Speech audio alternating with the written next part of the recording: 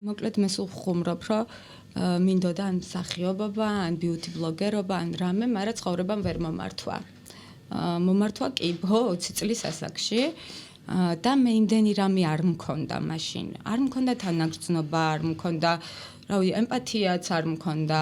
მარტო მომიწია ყოფნა ამ პერიოდში, იმიტომ რომ დედაჩემს მოუწია საზღვარგარეთ წასვლა ზუსტად ჩემი მკურნალობის თანხისთვის და დედაჩემი ემიგრაციაშია დღემდე, იმიტომ რომ იქაც ვალია იყო, აქაც ვალია ვიღეთ და ეგრე გადავრჩი.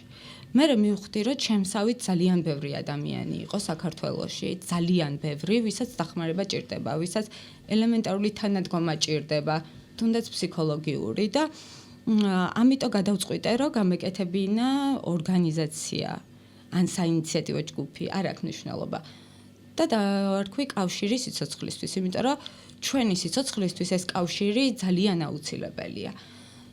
ჩვენ რო ერთმანეთს არ ვეკონტაქტებოდეთ ახლა ონკოპაციენტები, რო არ ვიცოდეთ ერთმანეთის გასაჭირი, რო არ ვეხმარებოდეთ დონაციებით, ზოგი წამალს ჩუქნის ერთმანეთს, ვერ გადავრჩებოდით საქართველოში.